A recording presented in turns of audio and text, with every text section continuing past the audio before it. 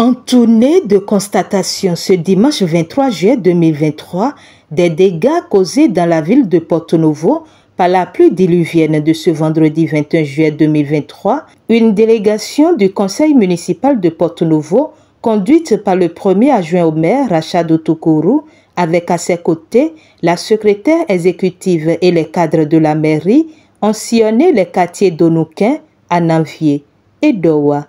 Une descente qui leur a permis de se rendre compte du calvaire de la population. La première autorité de la ville, je veux nommer Charlemagne Yankouti, informé de la situation et ne pouvant pas rester insensible aux peines de la population face à cette catastrophe, a diligenté une mission sur le terrain.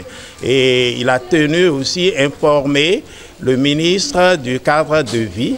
Et dans ce sens, il y a eu qu'une délégation aussi est descendue sur le terrain avec nous pour constater un peu l'ampleur des dégâts. Maintenant, nous avons quand même pu identifier la principale cause des difficultés, je veux dire, rencontrées face à cette situation.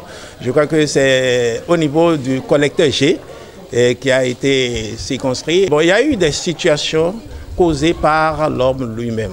Il y a des zones, par exemple, impropres à l'habitation. Donc, on a eu à construire dans cette zone.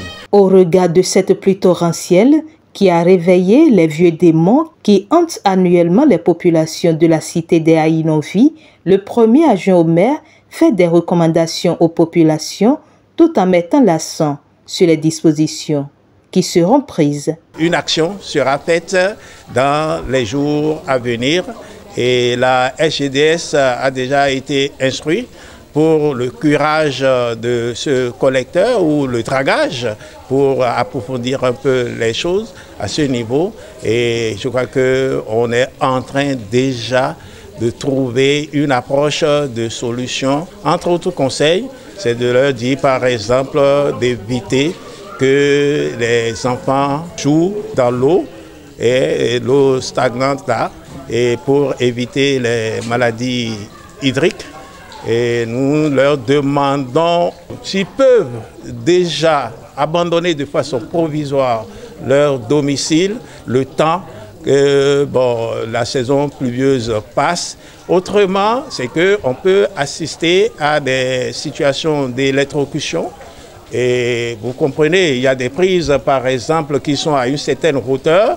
Et là, nous voulons éviter tout ça là. Nous comptons, par exemple, passer par les radios communautaires pour la sensibilisation de la population par rapport à certaines mesures préventives. À la suite de cette tournée des autorités municipales de Porto-Novo, des propositions seront faites pour des solutions à la situation.